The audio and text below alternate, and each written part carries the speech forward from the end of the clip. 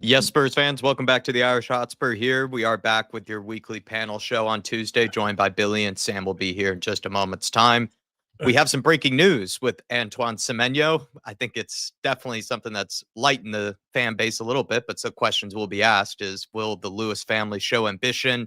Will we fall into another Morgan Gibbs-White situation, another Eze situation, or maybe, if possible, somehow Spurs could get one of their dream targets this January window? Of course, it's been broken by Ben Jacobs as well as David Ornstein. We'll be talking about it in just a minute's time. Dave was spoiled over the international break. Troy Parrott, the hero for Ireland, and also, of course, a former Spurs player. So I thought we're going to ask him a little cheeky question. And then we have some other little bits and pieces, some North London Derby stuff, but also a good mix of news as well. Billy, how's the international break going for you? It's good, mate. I can't even answer the question. I got to throw straight to the man himself. Come on, then, Dave. Let's hear all about it. Look, to be honest with you, I've had the time of my life. I mean, the under-17s, I know they were knocked out of the World Cup today, but they had a decent World Cup campaign. You know, the under-21s were playing England as well, gave them a good go. But, I mean, it's all about the senior team. It was an unbelievable week. I mean, we were dead and buried heading into this week. We had to beat Portugal and Hungary back-to-back. And with how barren our results have been over the last 10, 15 years, I mean, no one saw it coming. I mean, if anyone bet on Ireland to win both games, they're a rich man right now and probably heading to North London Derby with that money. But in general, to be honest with you, this is why I struggle to see why a lot of England fans give out about winning every single game. I know they say it's boring, but trust me, from an Ireland fan, it was, you know, we've had so many years of just barrenness, of nothingness, not even competing. You know, to get them 2 wins have completely changed the whole mood of a nation. And that's why I've always said to England fans, don't take winning for granted. Yeah. No, I Feels think amazing. No, it's nice to see you actually have something to sort of entertain yourself over international break, especially while we've been joking, Dave, that Spurs didn't really answer a ton of questions after the Man United game. We sort of were kind of left with kind of still a bit of confusion as to how good we actually are and what our hopes are going into the North London Derby. And from what I can tell, you're definitely bouncing off of some happy clapper juices. At least that's I needed it. Yeah, I needed it, Jack. I got to be honest. Even in the group chat. I've watched a lot more Ireland this week than I have. I haven't seen a single second of any England game. I've watched the Troy Parrott goal about 100 times. Just, it's one of the best things in football I've seen for a long time, to be fair. Amazing. Yeah, probably some of the most limbs you would see from Irish fans in maybe a long time. Have you guys seen all like the videos of like Dublin Airport and stuff like that? And like, yeah. I've seen a video of Troy watching them as well. All I've been watching this is why we all like football, isn't it? For stuff like that, you maybe get 1 or 2 of those in a lifetime, so you got to take it. Yeah, exactly. Sam, good to have you with us. We're just sort of giving Dave his compliments for Ireland, you know, stealing international break, being the heroes of it. Yeah, well, this is the time of year where I start to say, well, you know, my nan's Irish, so. No, I've literally I liked a couple Parrot tweets, and my entire feed for like 2 days has just been reaction videos. Yeah, we're gonna be. But I mean, I saw that. I don't know if any of you saw my message in the group about. I saw that Evan Ferguson didn't get called up, and he was watching the game like in an Irish bar, like in Rome. Oh no, he was called up. He was injured. Right. Yeah. Well, you must be thinking, like, fuck's sake, like the guy who's fighting for my spot has just scored 5 goals in 2, but at the same time, it's like, oh my god, we've just qualified potentially for the World Cup, like for the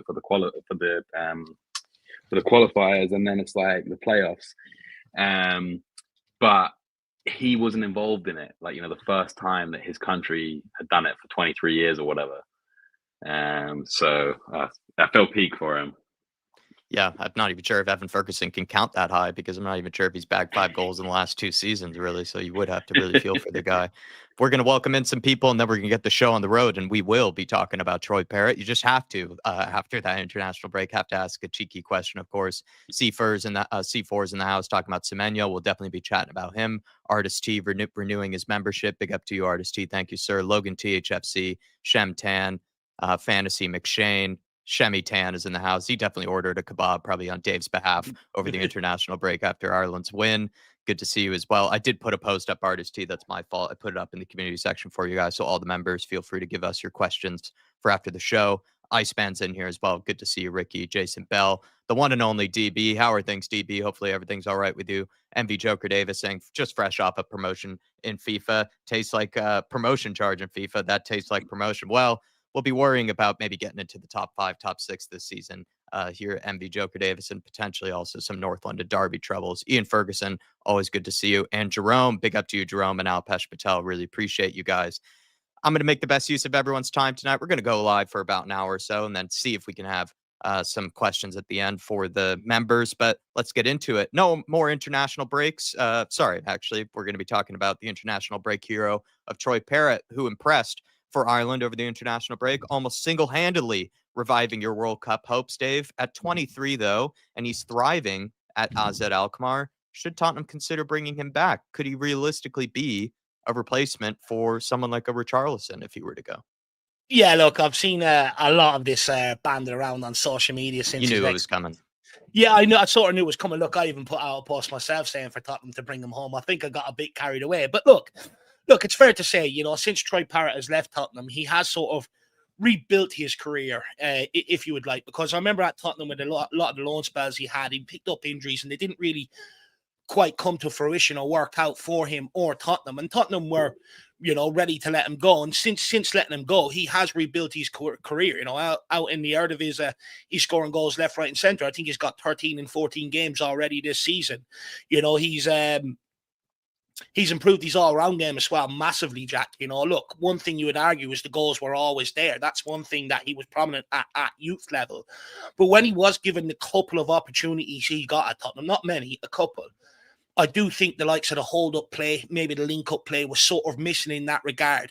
And I think he's definitely added that to his game since moving to Holland. He's matured as a player. So I think that has helped him out massively. And, that's contributed to the international break that he's just had. Some of the goals have been him linking up with others, holding up the ball, willing to run in behind, take shots and stuff like that. So he's definitely improved since moving to Holland. And that's also been mirrored with the Republic of Ireland national team. Like, he's had a difficult journey to get into that Ireland team, by the way. Evan Ferguson has been the main striker, Adam Ida has then been the sort of second go-to off the bench. And Troy Parrott has had a bit of a mixed international sort of time, would you say? He came on against New Zealand, I think, at the age of 17. He was the great hope. Then Ferguson and Adam Ida came to the fore and stuff like that. And he sort of had to buy his time with injuries and, sitting on the bench and stuff like that. But he was given his opportunity and he took it for Ireland. So absolutely massive credit to the guy. I mean, it's absolutely brilliant for him. He single-handedly has revived our World Cup hopes, which is absolutely a notch to how much he has developed since his time at Tottenham Hotspur. But I mean, when it comes to bringing them back, look, I know Spurs have a 20% sell-on clause with that. So, there is an opportunity that if we wanted to bring them back, we could get them back, for a cheaper fee or a much cheaper fee, maybe what other teams would have to pay. But I would say, I think I don't think Tottenham have plans to bring him back. I don't think Tottenham rate him at this level, to be honest with you, because I think the lack of a buyback clause probably suggests that, they got a sell-on clause, but not a buyback clause, which maybe speaks to that they don't really believe in Troy Parrott ever really being the main man at Tottenham. And I think there's also a fair counterpoint, Jack, that players that have moved from the Dutch league into the Premier League have struggled. You got Vincent Janssen, for instance, Donny van de Beek that went to Man United. There's countless of examples you could use of Dutch players that, have absolutely ripped up the Dutch league, but have struggled when making their way to the Premier League. So I think that will always be there around Troy Parrott. But personally, I would say, Jack, as an Irishman, I'd love to see him back at Spurs thriving. But with my Spurs hat on, I also think it's a huge gamble. I think you can't get too carried away off 2 good seasons in the Dutch league and a couple of good international games. I think it's far too soon to be looking at Troy Parrott and saying he's the answer. I think there's a fair case to ask, would he offer more than Richarlison? Would he offer maybe more than Matisse Tell? I think that's a fair argument. But to be Spurs' main man, I'm not quite sure he's ready for that yet, Jack. So I don't see him coming back to Tottenham Hotspur. Like I said, I think the lack of a buyback clause really shows that Tottenham maybe haven't planned for him to kick on or never really thought he would. And I don't think they'll go and revisit it, Jack. I think Sam's Irish Nan might offer more than Richarlison at the moment. So that's probably why we're talking about Troy Parrott still. He is only 23 years of age, Sam. he also, I think, would qualify as homegrown, club trained. Potentially an option, right, to replace someone like Richarlison. Would you give him that chance? Yeah, look, I mean, to be honest, given I didn't really think about the homegrown thing. I've thought about it before, but like obviously with this whole explosion of Parrott on the sort of international scene, I hadn't really considered that he was homegrown because obviously in the summer people were saying, should we bring back Sirkin? Should we bring back Walker Peters? You know, and it's still early to tell. Maybe he ends up being another one of these players that ends up just kind of floating around the top leagues, not really ever making anything happen, but being there or thereabouts. I think my only real gripe about like us letting Parrott go at the time was that it was for such little money. It was like 6 million, if I remember correctly. And I just remember thinking at the time, like, Arsenal sell like fucking youth prospects for 20 million. You know, I'm seeing players you've never heard of go for 35 million a couple of seasons ago.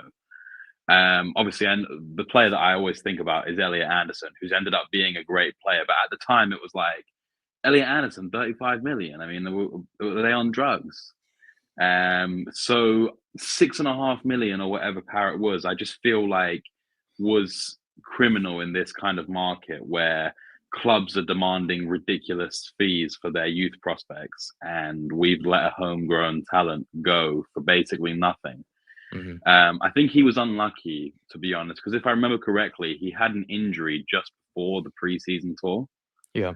And that basically killed his chance of ever making it at Spurs. Because look, maybe if he doesn't get that injury, he ends up going on tour and is good enough on tour to ask some questions, and he ends up being kept around. But unfortunately for him, or maybe fortunately for him, because who knows, maybe if he did stay, he's still just sitting on the bench waiting for his chance.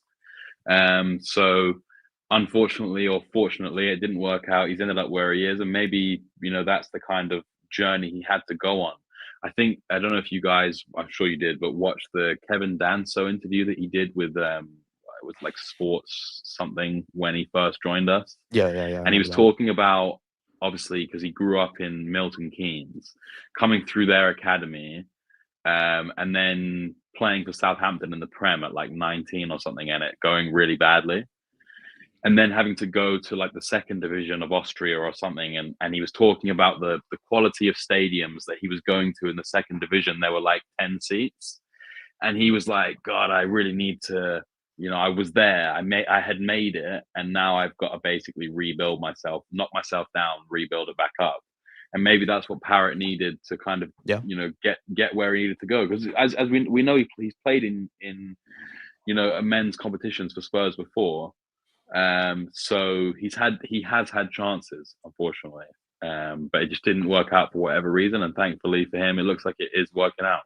But I think that's a really good point there, Sam, about him needing that sort of grounding or that humble, you know-ness, or reality I check. remember, and Dave, correct me if I'm wrong, there was quite a lot of rumors going around that when he was like 17-ish, he was hanging around with like the wrong crowd, and they were pulling him. I know that this sort of stuff is leveled at a lot of players like growing up, but apparently he was not fully focused on football, which is one thing that was always being like thrown against him. So it seems like maybe going away, hey, he's gotten away from that, and he's had to basically he's been forced to just focus on the football. Yeah, no, you're absolutely spot on. I mean, look, it was well documented, well printed. I mean, everyone can go and type it on Google and find out, you know, the sort of people that maybe he was hanging around with at the time. I remember at one races he was pictured with a very unsavory crowd, to say the least. So I don't think that helped them. But look, I think there's a fair case to make, and I think Tim Sherwood sort of made the case. You know, he wasn't really given the opportunity to shine in the senior team, though. You know, he hasn't been given the opportunity that, say, Matisse Tell has been given, Richarlison has been given, Solanke has been given. But that's a cultural problem at Tottenham. None of our academy players do. The likes of Donnelly hasn't been given the chance. Tyrese Hall hasn't been given the chance. Mikey Moore has been given more of a chance than others. But again, you know, hasn't really been given a great opportunity. And I think this is a cultural problem at Tottenham. We would rather give players minutes that, even though they don't warrant it, because we spent big money on their own big wages, rather than bring through some of the academy players. And I think Tim Sherwood has a point, for instance. Look at Harry Kane. Our greatest ever striker came because the guy gave him an opportunity. and gave him a couple of opportunities. And I think that's something we don't do enough at Tottenham Hotspur. For instance, Dane Scarlett, every time he's come on for Tottenham in recent years, he's contributed, but yet his minutes are limited. And Richarlison keeps getting given opportunities. Matisse Tell keeps getting given opportunities because the narrative is that our academy kids ain't good enough. But the reality is, no one really knows until you give them a proper opportunity. And I think that's where Spurs have gone wrong in years gone by. For instance, look at Noni Madueke. Left Tottenham, went to PSV, ripped it up in the first team once he was given the opportunity, then got a big money move to Chelsea, and then another big money move to Arsenal. At the end of the day, but Spurs fans sit here and say, the guys ain't good enough, the guys ain't good enough. No. You don't know that. The manager just ain't giving them the opportunity. And I don't know whether that's because he's under pressure by Daniel Levy, like Tim Sherwood was. Well, why are you playing Harry Kane when we paid 20-odd million for Sadado and brought him in from Real Madrid? Or whether they just don't have the balls to give these guys the opportunity. But the reality is Troy Parrott was never given the opportunity at Tottenham Hotspur to really show what he could do. He's given a couple of opportunities. And look, in fairness, some would say that's all you get at this level. But, with some of the money we've shelled out on some of the shit that we've brought in that most people want to sell on, there's got to be questions on why aren't we not turning to some of these academy kids and giving them a real opportunity like we do and persist with them like we do with a lot of these guys that we bring in for big money. To Jack's point, we like every year going into Europe, it doesn't matter what level it is, we are registering a squad smaller than most other teams because we don't have the homegrown players to register into it. And I've said this for time and time and time again. The only way of fixing that problem is by bringing a few through. And it's about time Spurs started giving these guys the opportunity. I'm fed up with letting these players go, and then all of a sudden, 3-4 years or 2 years down the line, we're looking at going, should we bring them back? They're homegrown, this, that, and the other. Well, I mean, there's the problem right there. How have you let them go? Billy, Iceman saying if Parrott never left, we would not even be talking about him right now, as he would never have gotten called up in the first place. Some people are saying this is a non-conversation. You can't even be considering this idea of bringing Parrott back.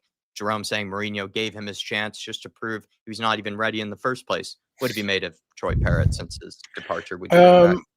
I think Dave is complete. I couldn't have said it any better than what Dave was just saying there. I don't think, I think to look at Troy Parrott as an individual case is too narrow. I think we have to look at the fact that the way that we handle young players is not good enough, and we are the culture around it is poor. Like our academy players, the big problem is, which Dave summarised there really, really well. I don't really have anything much more to add to that. Is that the pathway for academy players to get into the first team is almost non-existent, and we're basically waiting for this Harry Kane superstar to come along because we got essentially what was the greatest academy player in the history of the Premier League. We're expecting every single academy player to come in and do that. That's not how it works in football. You give them a chance, they get better, they improve. You give them another chance, you keep them in the team. Look at people like Kobbie Mainoo at Man United. Look at the kind of players that Nwaneri at Arsenal, things like that. You've got to put them in the first team. We just don't do it. And when we do it, I think it's fans as well. We have high expectation of these youngsters. Look at Mikey Moore. He's getting a lot of stick from people up and down the country. Gone to Glasgow, had a really poor loan at the beginning, and he's starting to turn it around because they continually play him in the first team. Like, we do not give these youngsters a chance at all. And yeah, I think we look a little bit stupid now because Troy Parrott scored a couple. I don't think that's necessary to say that we should bring him back. I think the issue lies is, would we be a better team with Troy Parrott in now? Or if you look at our striker options, you'd have to question it at least, because it's not as if we got the strikers. We've got 2 30-goal a season strikers competing it. Our strikers are terrible. They're shocking at the moment. They're absolutely awful. They're injured. They're out of form, in and out of form, in and out of the team. So I think the issue is wider than Troy Parrott. I think he is a symptom of the issue, and that is a fact that there is not a clear pathway for academy players at this football club, and they have to improve it. Go ahead, Dave. I was going to say, I'd even suggest that Tottenham stop looking at the lower leagues for loan moves. Like, you see a lot of these players, Dane Scarlett, Troy Parrott. It doesn't work well for us. Exactly, and there's been other players in years gone by. I remember there was a guy called Abika. I think he was ripping up and scoring goals left, right, and centre for the academy. All of a sudden, you send him down to lower league clubs. All of a sudden, the hype is gone, the momentum is gone. It's like Donnelly now, right? Exactly. Jamie Donnelly now. Jamie Donnelly was as hyped as Mikey Moore. He was like touted as like the next Harry. He was like Williams Barnett is now. There were clips of Jamie Donnelly doing bits like all the time, and now he's gone to Stoke, can't get in the team. He's probably never going to make it in the Championship, let alone the Premier League. Like, you never know. The thing is, when you're at these teams, imagine when you're an academy player, you're playing with people in the first team. Like, the players around you are better, rather than playing with like some dossers in the Championship. Do you know what I mean? Like, we never give them opportunity to play with our very best players, and that's how they learn to play better. I think there's definitely a case to keep some of them around, but I would, if I was Spurs, I'd start looking at the European market. Look how much Vuskovic has sort of progressed. Look, with his low moves around Europe and stuff like that. Alfie Devine did well out there. Alfie Devine did well out there as well. They're the sort of low moves that Tottenham should be looking at now, for some of these youngsters, because at the end of the day, I think one thing Tottenham have to realize is, yes, physicality is probably one of the biggest issues for young players stepping up into senior football. But technically, they're all excellent players. So why not send them across Europe into these more technical leagues? Let them build up, first team minutes in them leagues. Let them build up their physicality. And then when they come back, if you're still not convinced, then send them down to one of them teams, because then they're physically ready. I think we're sending them in there too soon. Like Troy Parrott's case, every loan spell the kid went to, he picked up injuries. Why is he picking up injuries? Because the demands and the physicality, it's too much for them down there. They're playing more games down there than what they would at Premier League level and stuff like that. The games come in thick and fast. And for me, Troy Parrott, for instance, he was given two senior appearances. That's nowhere near enough for a club to sort of determine whether the guy's going to be good enough. At the end of the day, they gave him opportunities because, the amount of goals he was scoring. So why not give him longer than 2 senior appearances? Look at Richarlison. Look how many opportunities the guy gets. And this is something I've been saying about our academy kids for quite some time. The pathway is not there for them into the senior team. And that is something we really, really need to look at. For instance, I think it's a massive help having players that have come through the academy that love the club in that dressing room, especially when they start becoming, more and more senior as they go along, because a lot of the time, I think they sort of carry that passion and that love for the club that a lot of Spurs fans would. And I think Spurs are missing the trick. That group that came through, that won at under 17s, under 18s and under 21 level. Surely a couple of them should be given an opportunity. You look at what Man United done with the class of 92 when they won the FA Cup. They gave them opportunities. Why are we not doing the same? The only reason why you players don't come through at Tottenham is because we refuse to give them the opportunities. And I can guarantee you, if there was a graph brought out, we would probably have some of the lowest. We would probably be down the very bottom in terms of European football, or probably world football, in terms of giving youngsters an opportunity. And it's not good enough. When you look at the likes of Madueke, for instance, look at the talent that guy is now. I know Sam mentioned Dennis Serkin, but I'm not being funny. We could do with him as another fullback option. He is not a bad player. He's another one that I said under Jose Mourinho should have been given opportunity. But a lot of these players are either walking away for free or being sold. And then they're coming good more or less as soon as they leave Tottenham Hotspur, which should indicate fans need to sort of put pressure on the club or look into what is going on from that development into the senior team. Why is there no pathway? You look at one of our other greatest ever defenders, Ledley King, another one who came through the academy. You give some of these guys the opportunity. I'm not saying every player is going to make it, but we can't keep letting good players leave for nothing. I think each of you brought up some good points. I agree with Billy on the sense that I know some people are scoffing at we're even bringing up this as a question. I think it had to be just for fun, really, because I'm Irish. Of course it's going to come up. Yeah, it's always going to come up. But I think Billy, raised a decent point that our striker situation is so terrible at the minute that it's not that ridiculous to bring up. It's not like there's anybody that's really nailed down the spot at the moment of time. And there's one of them that we're already looking to ship out. And I think that is a major issue on the problem. And Dave touched it earlier, is that the academy players are missing out because we're signing mediocre players, and it's the mediocre players which are taking their place. And that's the concern. That could easily be an academy player.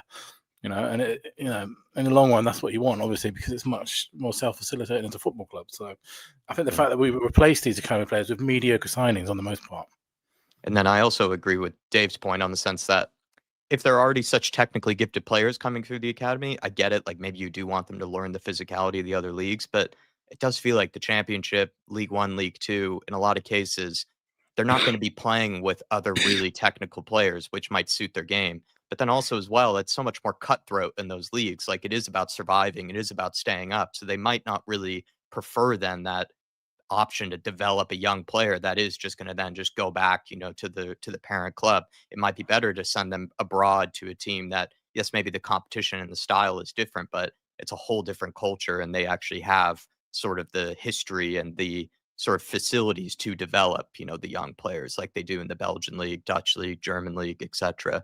Whereas it doesn't really feel like that's always the case with League One, League Two in the Championship. And I also agree with Sam's point that the idea of him, probably needing to go to a foreign league, to needing him to go to a place like AZ Alkmaar where no one's really watching you week in, week out. You're playing sometimes on these AstroTurf pitches, in the middle of nowhere of Netherlands. Like, it's probably a good place to learn as a player, like you said with Kevin Danso, to realize, listen, my career could be headed down a very different trajectory if I don't sort things quickly. So all really good points from yourselves. Just to round up the Troy Parrott thing, and I think this is a big thing at Spurs as well, is, he was asked after the Hungary game, about his sort of rise in recent years. And, there's one part that really stood out where he said, as soon as I went to Holland, I felt appreciated, I felt loved, and there was a clear pathway for me. And I think that sums up, maybe there was frustration on his behalf from Tottenham's side in terms of never really giving him that opportunity. I mean, Jerome says here, Mourinho gave him a chance just to prove he was not ready. I mean, look, 2 games. I'm not sure that's a real chance for anybody, to be honest with you. But look, like I said, where I fall at Jerome is ultimately, I do think him leaving Tottenham has benefited his career massively. Unfortunately, I don't think Spurs are going to look to bring him back. I think the lack of a buyback clause really shows that they have no interest in really bringing him back, and they're happy to let him go. And if I think the discussion around Spurs not giving the youth a chance should stick in many people's brains. If you do want to stop the show at any point or add your own contribution like Jerome has here, feel free to do so as a super chat or any question in the chat. And also, if you want to become a member, welcome to do so as well. We do reserve time for members after the show to answer any of your guys' questions. Well, let's move on to some of the breaking news here. We are going to be talking about Antoine Semenyo, of course, who has apparently a release clause that's available to be triggered in the January window. Ben Jacobs saying his release clause is at £65 million this January, according to David Ornstein. The clause was first revealed on TalkSport. It will further diminish, though, this summer. The clause allowed Bournemouth to keep Semenyo heading into the season in the first place. Although Bournemouth will fight to keep him this January, they're realistic. An exit is possible, though, considering his rich form. Spurs and Manchester United considered Semenyo over the summer. Understand Liverpool is holding an interest heading into 2026. Billy, I mean, this is a great opportunity for the Lewis family to show some ambition, right? It's actually taken the question out of our hands, right? Like, we have to bid that much. Like, we have to do it. I think the only question will be, are we the only team that are going to bid it? And if we are we the one that's going to get him? I would argue maybe that's probably a no, particularly if Liverpool and Man City are the other teams that are competing with us, which is probably likely. I'd be amazed if most of the big 6 clubs don't go in at that price. But without a doubt, it takes the question away from us. We have to bid that much money for that quality bringer to be available at £65 million in January. It's an absolute no-brainer. I think we've spoken on this show before. We're talking about windows and things. I think people were saying for Bournemouth to let him go in January, they're going to be asking for 95, 100 million or something like that. 65 million in January for a player like that that's already having a decent season. It's a no-brainer, I'm afraid. So the only question for me is, are we going to be the top of the competition? Because that is something which I doubt, particularly with the way Liverpool are playing at the moment, how badly their season's gone. But we have to at least be up there. And I have, as it was reported in summer, Semenyo was very keen to come to us in summer. We pulled out that deal at the beginning of the summer. Then he signed a deal for him, and he signed a new contract at Bournemouth with this clause in mind. So there's a chance. There's definitely a chance. Hopefully, can you get Kudus on the blower to him, constantly? Mm-hmm. That'd be great. I'm sure he will enjoy playing with Kudus as he does with his international team.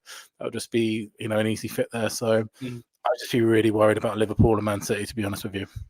I hate to say this, but maybe we need one more international break before January just for Kudus to whisper some things in his ear. But maybe I'm getting a little ahead of myself. Especially Kudus did not go to this one, so Kudus is injured, so he didn't go travel with Ghana. So hopefully that's by FaceTime.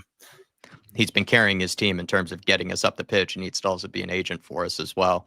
Sam, I mean, would Kudus come to Spurs? I mean, does that even matter? Maybe it's just about triggering this release clause first, then finding out later if he does even want to come to Spurs. It's almost like maybe you do the first part instead of worrying about what could happen later, right?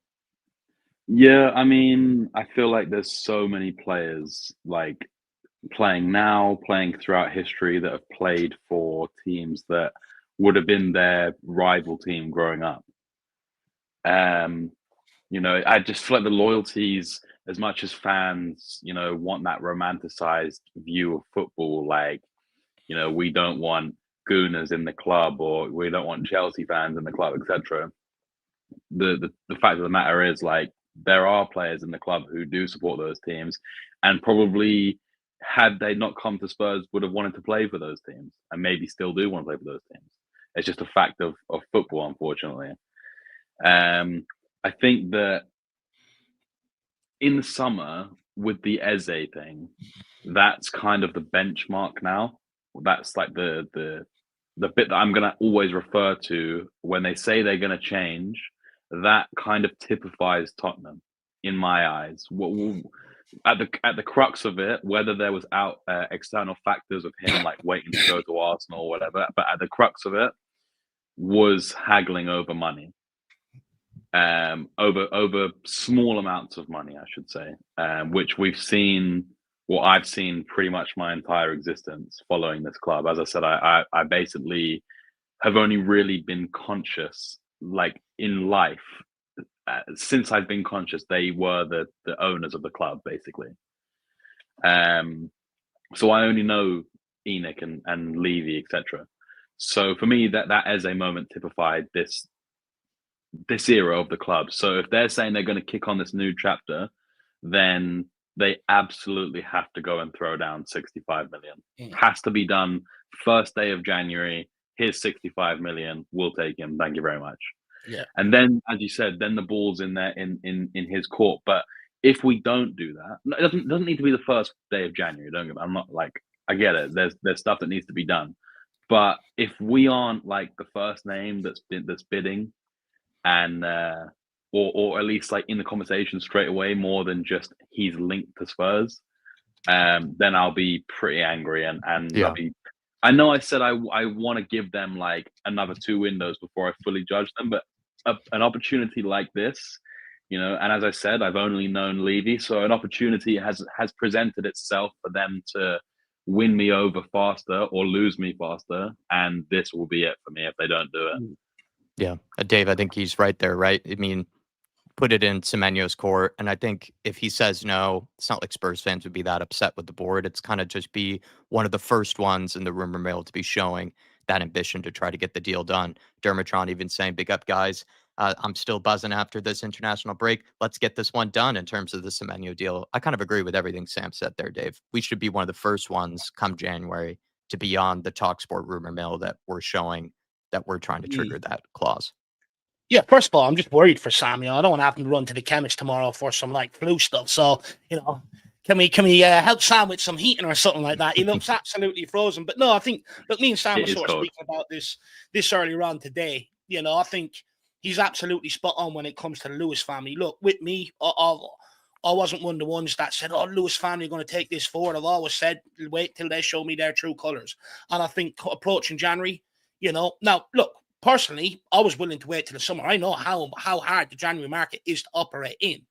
However, we need someone that can play off the left. We need someone that can produce, is ready to go and produce. And Semenyo is available for 65 million.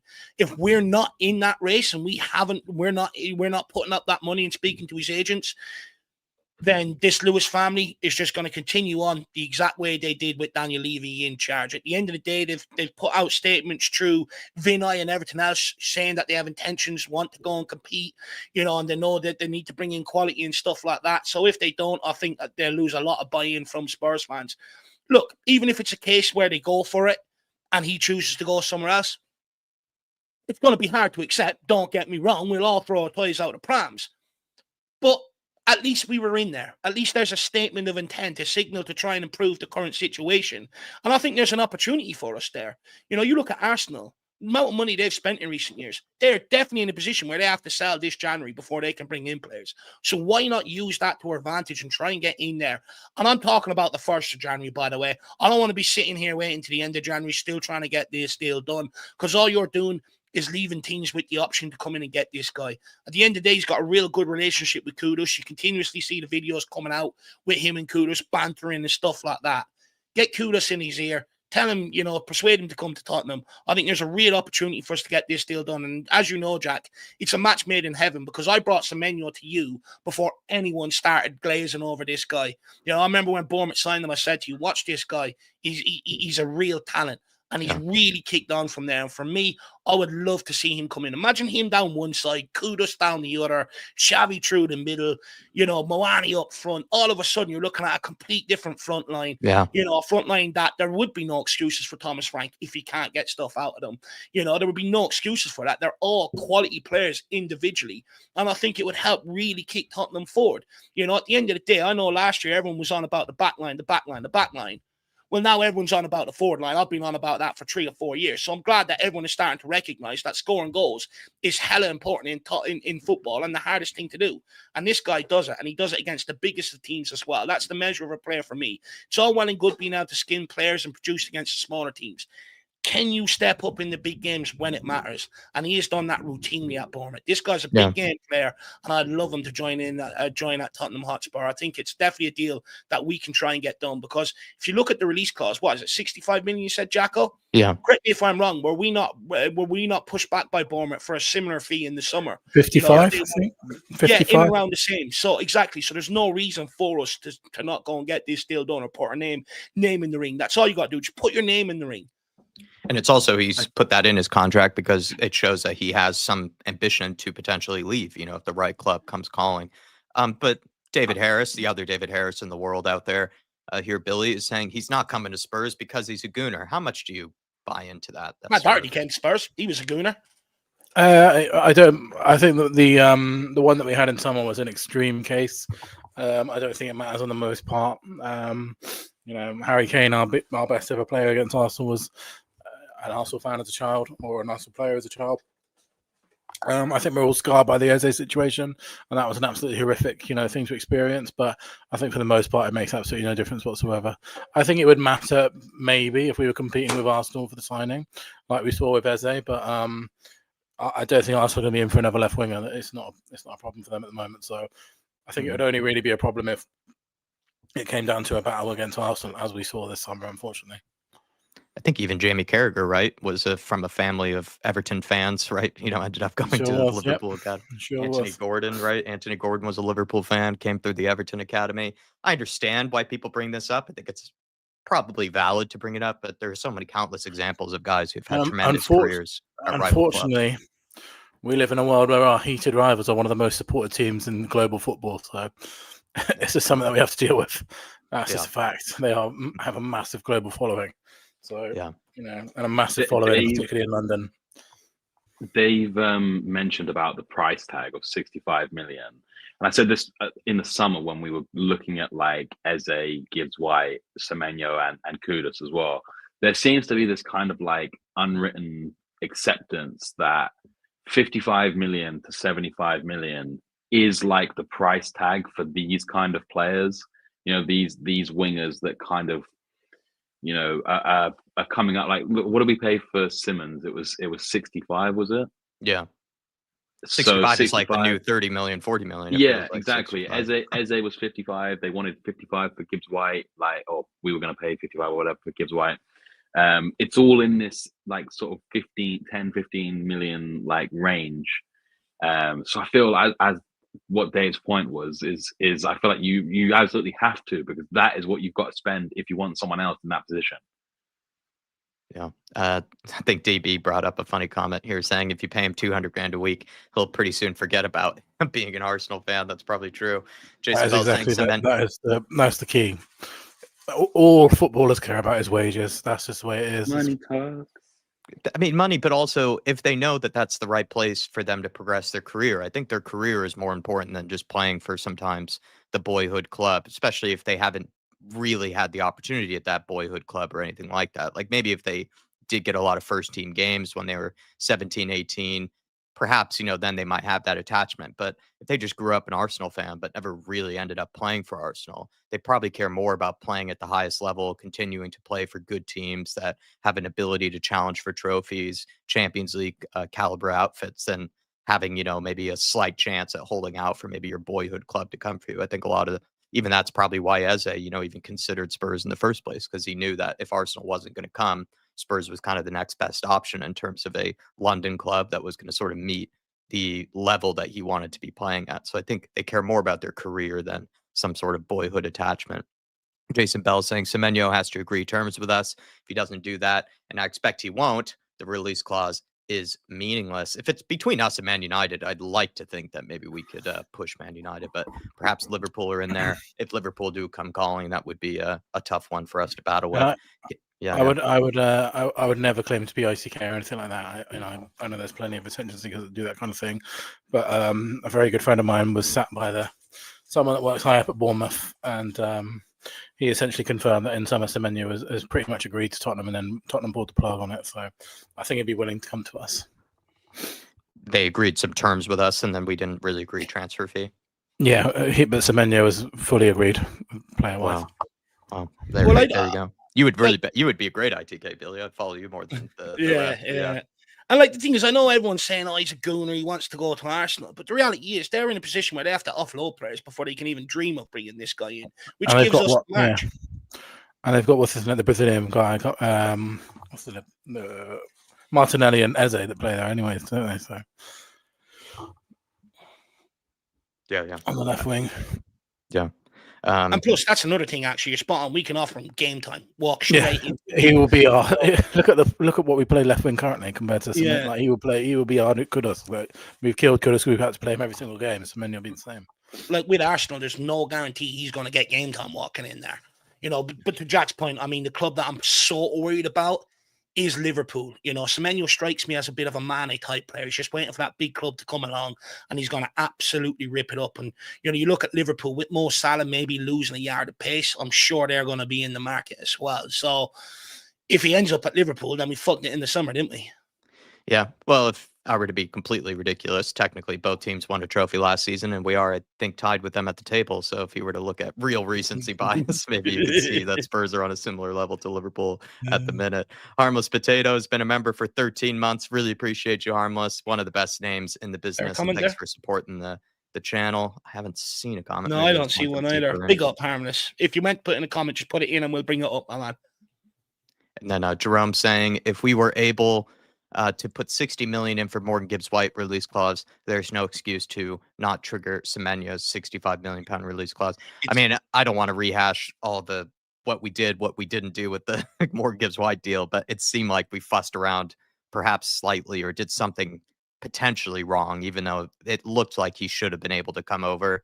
I think what Spurs need to do is avoid any sort of Marinakis type situation with the American owner at Bournemouth. Just get the deal done in the right way that they have drawn it out with his contract, and then hopefully Semenyo agrees with Billy's brought up earlier. I just hope we don't do what we done with Eze, where we're pissing about. We'll pay you so much up front, and then we'll add this much on and that much on. You know the price. We've got the need. Go and put the money in. That maybe was the case the Levy era, though, wasn't it, Sam and Billy? Is that we did know often what the price would take, and if we just agreed that price, then he would have been ours. But under the Levy era, we just fussed around. And Morgan Gibbs-White situation, and the better example being the Eze situation that Dave brought up, is a case for that. And that's what the Lewis family need to do differently. Yeah. And a release clause is a release clause, and you either pay it or you don't. You don't need to negotiate it. Like, let's just pay these. The release clause is there for a reason. Just pay it or don't. And last season we saw twice what happens when you fiddle around with it for too long. You end up messing up all over the shop. Yeah. And I think there's like there's a narrative like building amongst a section of the Spurs fans that are still scarred from that whole Eze experience, where they're just like, nah, he's a gooner, don't even bother like bidding on him. He's not coming. He's not coming. So I feel like, we can't get stuck in that. I'm not saying everyone is like that, by the way. So if people in the chat are feeling offended by that, I didn't mean it to all of you. He did. There was a common split in the fan base about that. There still is. Yeah, people are still scarred. So I feel like you can't allow yourself to be. The club can't allow themselves to be scared to get burned because of the fan reaction and other fans' reactions. They need to just focus on themselves. And Semenyo would be a player that would immediately elevate our first team, and that alone is worth the risk of having another player turn you down for a rival. I think you're right, though, that I think it was only a month ago, Dave, or something, on one of the fan shows, we had to sort of stop everyone. They were still arguing about, the whole semantics of what happened in the Eze deal. People are absolutely scarred by it. So you're not wrong to bring that up. Sam. The reality sorry, just good example here, Dave, though. Faz Radfar saying, why would he come to us when he doesn't even want us in the first place, right? Even Faz is in that camp. Yeah, well, I mean, has that been confirmed that he doesn't want to come to us, or is that just us sort of making up the narrative? Look, I get what Faz is saying, you know, with him being an Arsenal player, and I think it's fair to question, you know, do you get the most out of a player that has loved your rivals since you're a kid? I mean, you put yourself in their situation. Is there going to be as much love for the game at the team you've supported, their rival club? And I think in Matt Doherty's case, you could argue that was the case for him at Tottenham Hotspur to a certain degree. But what I will say is very often a player comes up in the January transfer window that can literally transform your season, or of this quality. And I think Semenyo is that guy. We bring him in, we career on towards Champions League football next year. We really make a good go at that top four, regardless of what position we're in when we bring this guy in. You will see it upturning results. I think, you know, he's basically Bournemouth's Harry Kane. The amount of goals this guy scores, the amount of points this guy puts on the board, and he'll do the very same at Tottenham Hotspur. So for me, we've got to go for it. We have to. I don't care whether Arsenal, Liverpool, when you're in for players of this caliber, you are up against the big boys. But the one thing we can offer, walk straight into the first team and you're going to play games. You don't have to fight for your place. And we should use that to our advantage. Have to get this one done. Forget about whether he plays for Arsenal. Like the boys are saying, money talks nowadays. That's just the way it is. You know, you pay the guy what he wants. He will come on the dotted line. And to what Billy T said, you know, he was okay with coming in the summer. So I don't see why he wouldn't be okay with coming this January as well. It's just also like, if you pay the money, I mean, there's no harm in not finding out whether he wants to come to Spurs or not. Like, let's find out if he doesn't want to come to Spurs. Why would we not even bother to go after it in the first place? Give it a chance, put in the money, find out later whether he wants to come or not. And then I don't think Spurs fans would be that upset, really, if we did find out. What we don't want, at least we tried. Yeah. What we don't want Spurs to do, Jack, is put all of his attributes into the data-led scouting and try and find some guy out in the Belgian Pro League or fucking Kosovo, you know, somewhere like that, and try and bring him in and, you know, him to be the new Semenyo. Go and get the real deal, because that's what we've done in years gone by. We've looked at a lot of these players, gone, okay, we're going to get someone like him. No, go and get him. Yeah, and I think the concern would be like if, for example, Liverpool were to say to him, basically, we are going to sign you in the summer.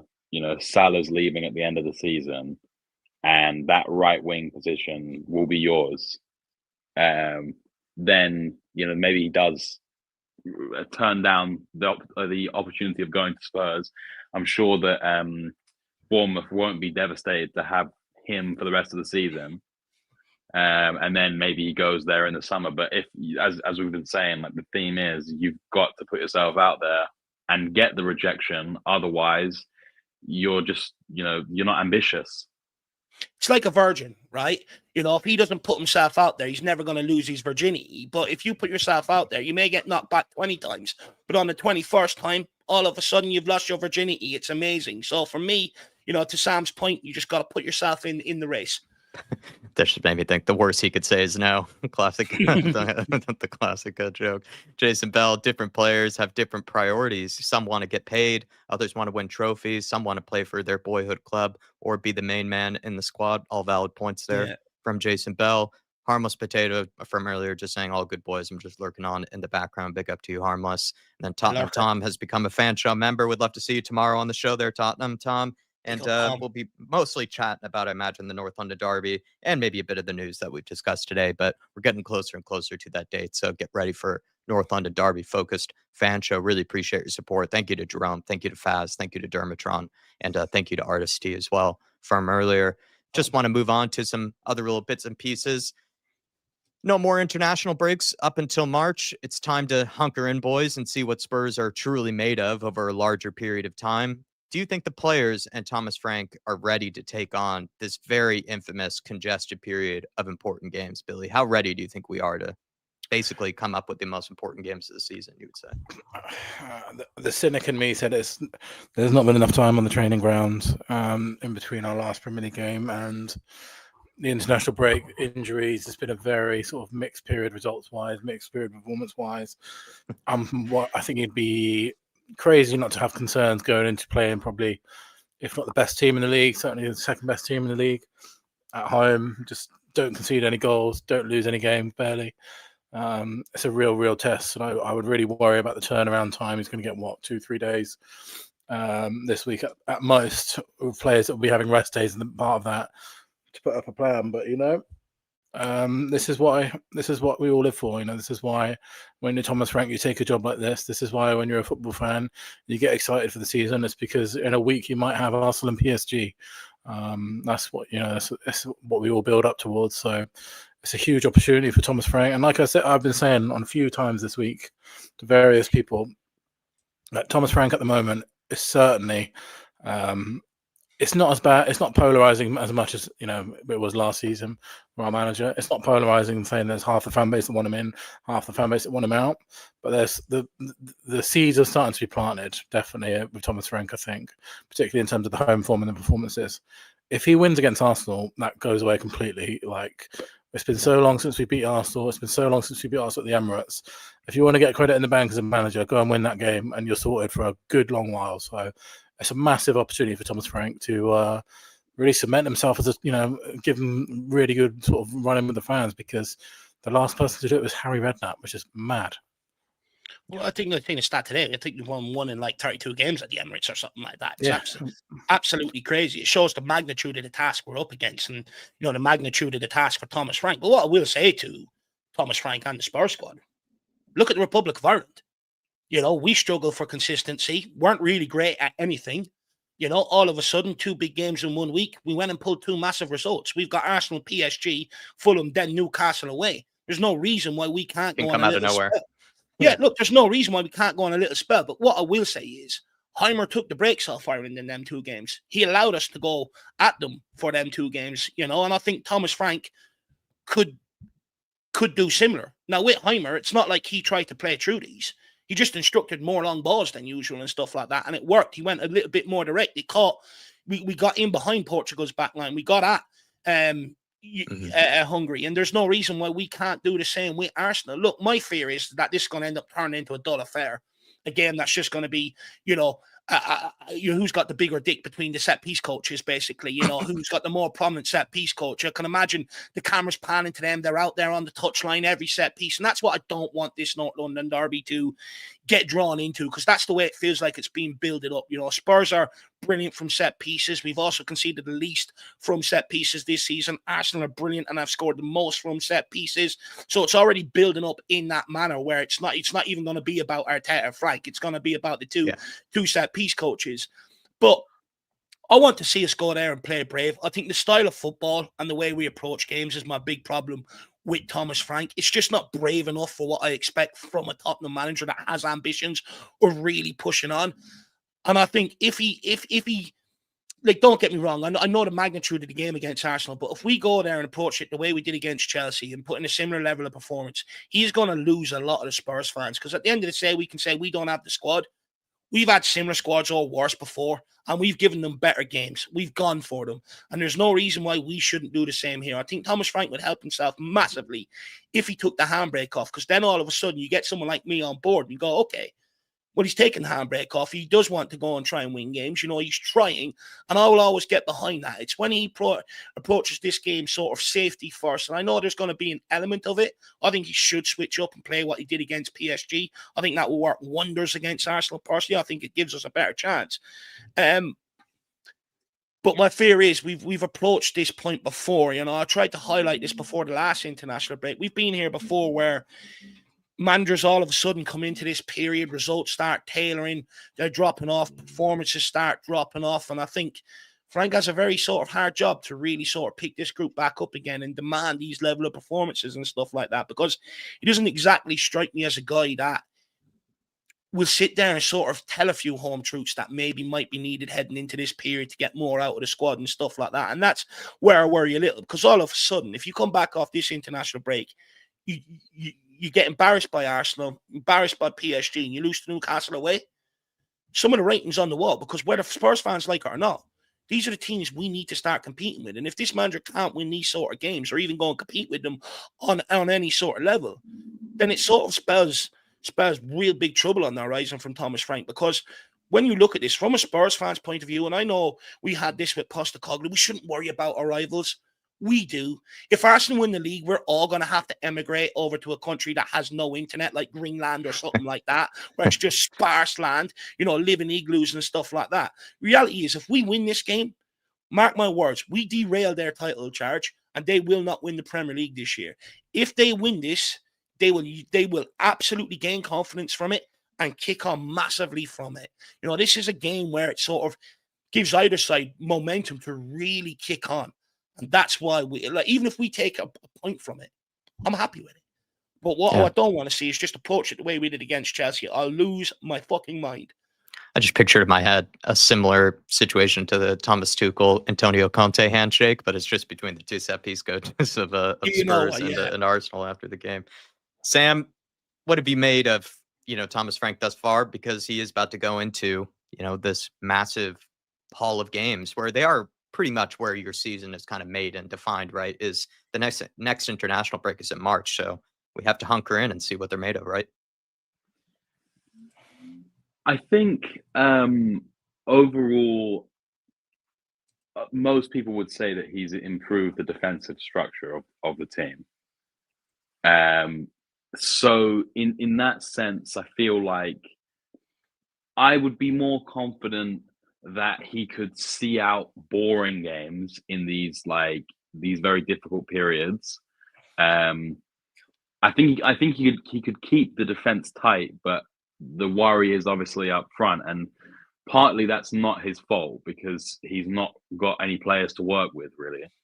But then also the players he does have to work with, he's not getting the most out of. And kind of since the very first few games of the season, like the PSG game, I felt like we really took the game to them, and like the Burnley game and a couple other games here and there, we haven't really had any cohesion in our forward line.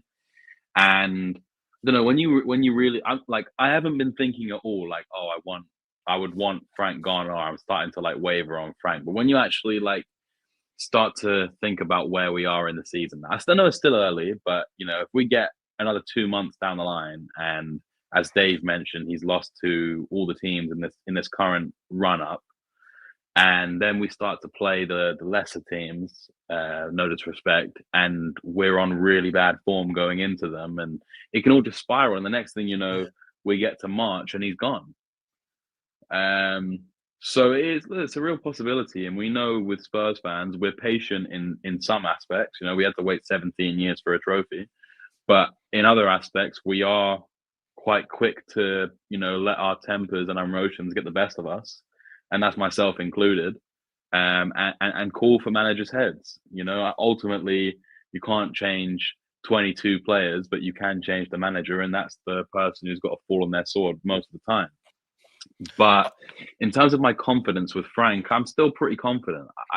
I don't necessarily feel like we're ever gonna, at least at the moment, I don't feel like we're gonna go into a game and absolutely spank someone, But I do think we're gonna go into a game, and as long as we can get our attack going, we'll win the game because our defense will be strong enough to withstand it. But our problem under Frank and under other managers, especially under Ange, is we get attacks going, we can't play that final ball, we don't get the shot off, and then you're just defending. And if you're just constantly losing the ball, and I think it was the stat was that we've lost the ball the most in the league on first touches or something. And if that's the case, it's like, how do you sustain attacks and how do you keep goals out if you're just constantly defending the whole time?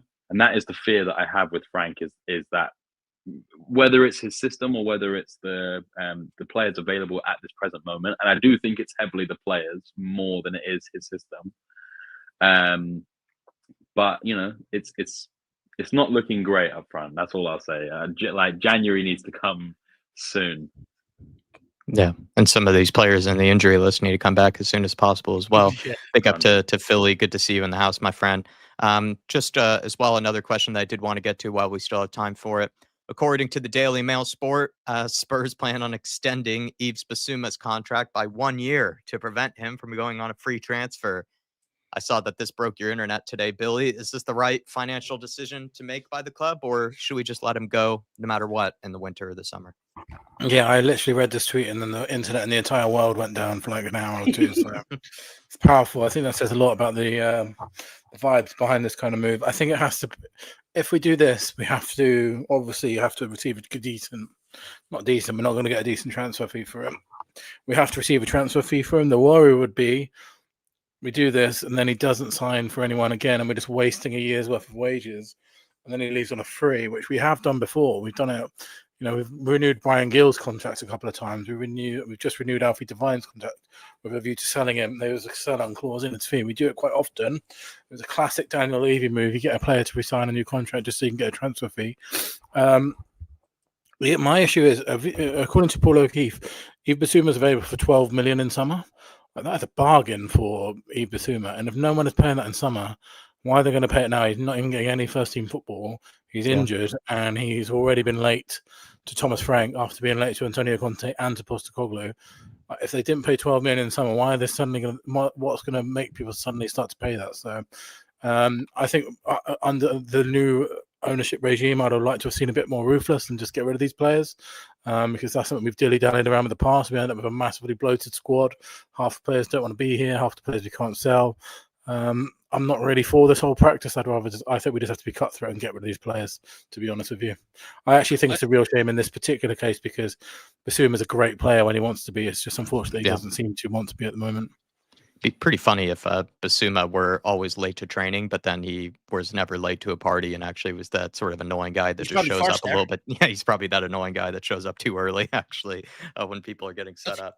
David, the funny thing is that a lot of our midfield issues right now, we need an Yves Bissouma. We need someone, a progressor, someone who can beat the press, make a forward pass. It's just he's let us down time and time again with discipline. So unfortunately, it can't be considered. I understand it from the club's point of view, right? That they feel like they've got an asset there that they can sort of resell. But, there's a huge risk in that. Bassouma could just say, I'm not going anywhere for a year. I'm waiting on for that massive signing on fee. I'm approaching, I'm later on in my career. I'm waiting for that massive signing on fee that you get when there's no transfer fee involved. He could end up doing that. I've seen players do that at clubs before. Or there's a massive gamble that clubs just wait until his contract is up next season and then go in and look for his services. The reason why Spurs want to do it now is because come January he can sign on for any European club he wants outside of England, because he'll only have 6 months left on his contract, which means then teams in Italy and all can sort of come in and get him to sign on the dotted line for free. But I think with Tottenham, this is where I struggle with the Lewis family. We're making some of the same mistakes we've done in years gone by, where we it's all about the cash. I mean, there's other things with this. With Bassouma, right? We've got such a young squad. The guy is arriving into games on helium balloons and shit like that. What example is that setting for any young kids coming through? You can't depend on the guy on the football pitch because he's liable to give away stupid goals or take red cards and stuff like that. He is so unreliable. And also behind the scenes, he's unreliable. You've got one big unreliable character. Thomas Frank doesn't want him. He has a zero dickhead policy, and Bassouma doesn't meet that standard. And despite all the injuries we've had, Bassouma's still been nowhere near a match day squad, which shows Thomas Frank ain't having him. So if Thomas Frank doesn't want him, why the club going against that and giving him an extra year in hoping of getting a small transfer fee? At the end of the day, this is my big problem with Tottenham in years gone by.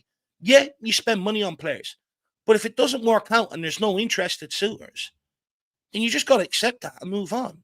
And then learn your lessons, and hopefully they'll be more prudent in future transfer windows. But the reason why they're not more prudent in the business they're doing is because of the way they operate. They'll just keep giving them a contract until they get a fee for it. I'm absolutely fed up with it. It doesn't benefit Tottenham Hotspur whatsoever. Just let the guy go on a free and bring in the next guy. There's no need, in my opinion, to keep this guy around. For instance, if they're that worried about numbers, call Tyrese Hall back, who's absolutely blown it up at Notts County, but also a player that I mentioned 2 or 3 years ago that should have been close to a senior first team appearance with how good he was playing for the under-21s. It's not like we're stuck. We do have George Abbott, Notts County, out there performing magnificently well as well. We do have players that we can bring back and give an opportunity to. There's no need to keep Yves Bissouma around or off him, because I'm not being funny, but then you come to the transfer window and we'll get excuses. Well, we don't have the money, the wage bill, etc. And then you have Bassouma sitting there after renewing a contract. It just, for me, it's nonsensical whatsoever. For footballing reasons, this guy should be booted out of the football club or just let go on a free. The only reason why they would do it is for financial reasons, and that's just making the same mistakes you've made in years gone by. It doesn't exactly give Lewis family the ambition in the Spurs fans' eyes that they need, pushing forward to get people behind them. So I think it's just one big mistake if they do it personally. I think for all footballing reasons, it should be a no. And that's apparently why the Lewis family want to take this on, for footballing reasons. They love this football club. They want it to be successful. They see no reason why it can't be. And then they're going to make a decision like that. I mean, come on. And it's a really good tie-in to the beginning of the show, because what it is, these are the issues that Tottenham fans have been facing year after year after year. One of them being the academy issue, which we spoke about at the beginning. The second one being the unableness or unwillingness to sell first-team players at the right time and end up with bloated squads. And at the moment, this would be an opportunity to show that they are different, but this would seem to be saying that actually not that much has changed and we're still going to do the same things as we did last time, because let's be real, it's mostly the same people that are still involved. What also ends up happening usually with Spurs is they say it like this, where, it's so that we don't lose money on the asset. But then usually what ends up happening is they don't actually to sell the guy. And then we don't feel the need then to bring in a new player to replace him, because he's still technically there and he's still on a contract. And then they end up paying an extra year's wages and then losing on the free after that as well. So it's like double hit. Yeah. So this is, to sum it up, Sam, this is perhaps kind of similar to the Semenyo thing, but just in the case of selling players, this is an opportunity, I would say, for the Lewis family and Vinay to break away from the Levy habits, you would say. Well, it's just like Frank has made himself very clear. He doesn't want bad apples in the group. And, Basuma might be the nicest guy in the world, but if he's not got the attitude that complements the rest of the players, or the attitude or atmosphere that they're trying to cultivate under Frank or in Spurs in general, then he's got to go. As I said, he can be the nicest guy in the world, but if you're only as good as your worst component, and if he's there, everyone's bantering. It's like, let me banter around with Eves in training, and we'll kind of like coast through training, and then the next thing you know, Pape Sarr's out with a ankle injury, for example, or whatever, something stupid. That's obviously I know Pap is potentially going to be out. It was just fresh in my mind. So sorry for any no trigger warning for that. But yeah, I mean, I think he's just got to go. He's had so much time. This is his fourth year now, going into the fourth year of him being here. And you could probably count on your hand the like amount of games he's seriously impacted.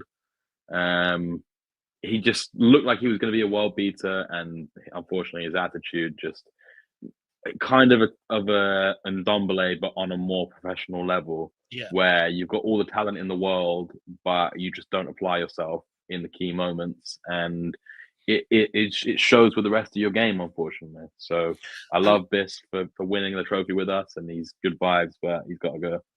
And to Sam's point, that's the most important factor in this decision with Yves Bissouma. Forget about the resale value and everything else. The most important factor is, does he fit into the environment that Thomas Frank is trying to cultivate? And if he doesn't, that should be the only deciding factor. He's got to go. At the end of the day, he just lacks discipline. He lacks discipline off the field, and he lacks discipline on the field. And it's a huge problem for Tottenham. And I agree with Sam. It's very Ndombele-esque. All the talent in the world, could be a world beater on his day, but doesn't have the discipline or the motivation to really extract that out of himself. And if you're not, and with Thomas Frank, at Brentford, the reason why he had such great results is because everyone bought into what he was doing. You need players that are going to buy into what you're doing and that are willing to suffer. Bissouma is not that guy. And at the end of the day, that's the only decision that offering Bissouma a new contract should be based on. And if it's based on that, he's got to go.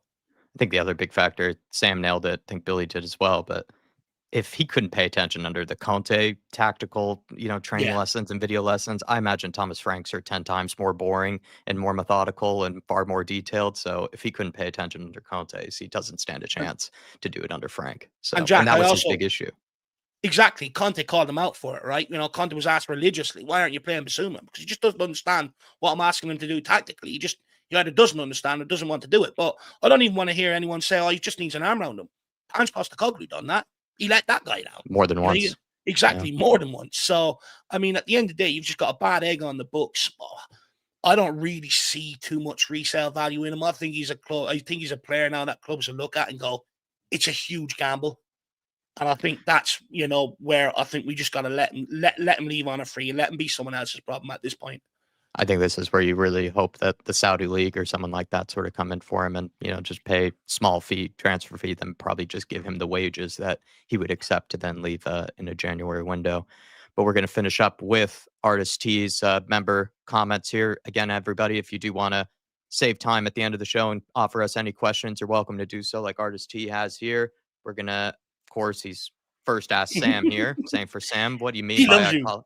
What is this also? Everybody's now just carrying over all this group chat stuff into these panel shows where probably 98% of the people don't have any idea what we're talking about. But he's saying, for Sam, what do you mean when I call out BS when I called you for a Richarlison fanboy? You didn't even deny it. To be honest, I can't even really remember this whole bit. This was like 15 arguments ago. I don't know. I also like Richarlison. I've never said he was a great player, but I do like him, and he's had good moments. But again, he's a moments player. And yeah, I think the rest is all pretty self-explanatory, to be honest.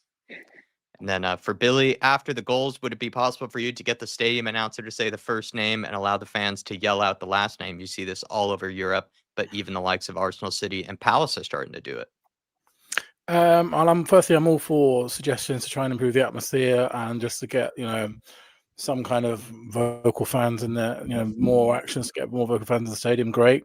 My concern with that would be, I think, generally speaking, European fan culture and English fan culture, two very, very different things. I think English fan culture does not fit any of the ultras, the style of singing. When a European club comes over, they sing for 90 minutes and they don't react to the match. English fans, and UK fans, that includes Scotland and Ireland as well. They tend to chant in reaction to the match. So I'm not sure everything from Europe would translate well in England. But I'm certainly all for things that encourage fans to sing more, because we need the improvements. I do love at Napoli, the announcer there. He does a pretty fantastic job. And it's also funny when he does Scott McTominay's name, because with the heavy Italian accent, it's quite funny. Dave, since you have a feeling we'll win, I think he literally just scored as well, as you say that, by the way. Scott McTominay has just scored. What timing that is. No, are they beating Denmark? Probably the best player in the world right now, Scott McTominay. It feels like since going to Napoli, scoring bangers every week. Dave, since you have a feeling we'll win, what's your score prediction? Yeah, maybe Jack has a point. Maybe I'm just delirious off the Ireland results. But, I mean, look, the day of the UEFA Europa League final, I woke up, there was just such a sense of calm, and I don't know, something just came into my brain. It's like an outer force was saying to me, Dave, you don't need to stress today. I know you've been stressed all season. Not today. You're going to win. You're going to get over the line. And I just sort of have that similar feeling heading into this Arsenal game. I think it's built up for us to sort of spoil the party. All the chat is about Arsenal going to win the league. And I think we beat them at the weekend. All of a sudden, Man City win. They're pulling themselves right back in there, and the pressure's right on. I don't think Arsenal have the bollocks, especially with that manager of theirs. He's weak. I think, they will end up crumbling. And look, so I think we'll definitely get something out of the game for sure. That's just my feeling. As long as Frank goes with the two up top, that's what my spidey sense is telling me. But score prediction, it's going to be a goal. It's going to be a game decided by one goal. I don't really see either team hammering the other, to be honest with you. Goals are very few and far between. I would hazard a guess. I'll probably go 1-0, 2-1. And then he's also asking you, Dave, what did you think of Madison goofing off with Angry Ginge? Yeah, look, first of all, I do like Angry Ginge. I think he's actually quite funny, to be fair. But look, I've said this about Madison before. He's coming to the latter stage of his career, and my worry is that he's already got one eye and maybe putting a lot of focus on that right now, on what he wants to do after his career. Maybe he does want to become a YouTuber. He's of that sort of generation. But look, I have no problem now because he's out for so long and, he's doing recovery and stuff.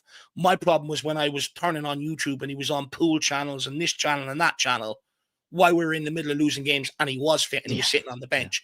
That was my big issue with it. If you're not performing and you're losing games, just cut it off. Concentrate on your football. When it's going well and you can prove you can sustain that alongside doing other things like Cristiano Ronaldo, no problem with it. And right now, no problem with it because he's injured. But if he's back, performances ain't going well, we're losing games and he's still doing it, I'll have a massive issue with it. There's a time and a place for it, in my opinion. I could be misremembering things, but wasn't it after one of the North London Derby defeats where they were out at the darts, or maybe that was a different defeat. I think there was a period, Jack, over like 3 months. I was pulling up different videos and showing you, like, what's he doing here? What's he doing here? You know? Yeah, it could have been after one of the bad North London Derby defeats, where him and Johnson are sharing drinks, at the Pally Alley or whatever it's called. By the way, you guys have to watch a McTominay goal. Unbelievable. And he literally said his name as he scored. That's unbelievable time. I just saw it. It's don't get me wrong, great. You're gonna say it. But it's not. I just saw someone in the chat saying it was the best bicycle kick they've ever seen. There's not a chance. I'm sorry. It reminds me of like the Ronaldo Champions League one. It's kind of slightly shinned, isn't it? Like better than Rooney or Bale's either. No. It doesn't go it like it bounces. Like it's not as satisfying because it doesn't like fly into the net. It's don't get me wrong. That doesn't diminish that. It's a great finish, but like if we're talking best ever, it's got to smash into. Garnacho. Probably not even Garnacho. I was going to say the hot take is actually Garnacho's might be one of the best ones I've ever seen. Even though it's from such a random player to score it, but it really was one of the best ones. I think it was against Everton. Yeah, I think that was better than Rooney's, to be honest. It's got to be that goalkeeper, man. The goalkeeper who scored that bicycle kick from the corner at the last couple of games. And then he did that celebration. To be fair, though, it's probably not even the best goal McTominay's ever scored, because he's, like I said, scored some absolute worldies for Napoli since he's gone there. He's scored some insane goals, so it's probably not even his best goal of the season, really. And then what's everyone having for dinner, Billy? Or Sam? I'll show you immediately. I've got. Oh, nice. A classic KFC. I was going to try the new Stranger Things burger, but I bottled it, so... Have you got the Zinger burger in there, Billy?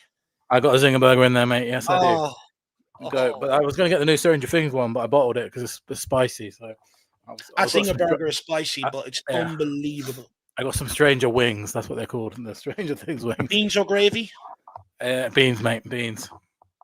Would have went with the gravy personally, but watch Scotland and eat that. So yeah, I'm looking forward to it. There you go. Eddie must be absolutely salivating, Sam, hearing that. Sam, what's for dinner tonight? I don't know actually. I think it will probably be steaks, to be honest. There you go. Again, that's what I've got in the fridge. I haven't had a steak. No fish for a minute, fingies? to be fair. No, see, I don't really like.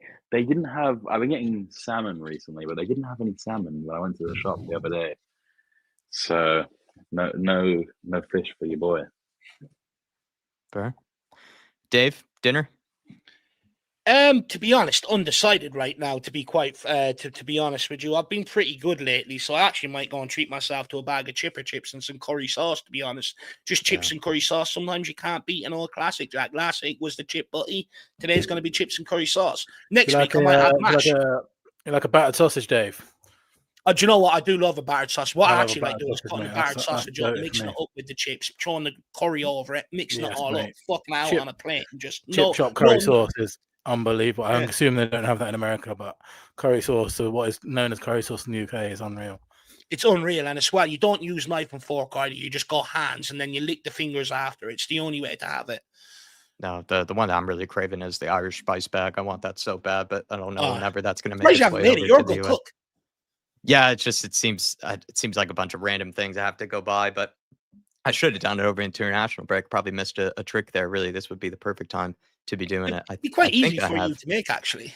I'm kind of, I'm not really planning on cooking dinner. I was thinking about potentially getting a bowl of pho today, and just since it's Vietnamese sort of beef kind of soup, it's very nice. But it's been pouring rain and been very depressing over here in Seattle. It's getting dark at 4:15 p.m. every single day, so I'm feeling like I just need to bury my head in some soup, really, before, of course, North London Derby. Appreciate you guys. Thanks for being here with us. Thanks to the panel here for giving up their time this evening. Thanks to all the people that supported us as well, from Tottenham Tom, Faz Radfar, Jerome, Harmless Potato, Dermatron, and Artist T. Thanks to everybody here in the chat. If you can, smash the like button on the way out. We'll see you tomorrow for the fan show, and then Thursday again with the Irish boys previewing the North London Derby. Come on, you Spurs.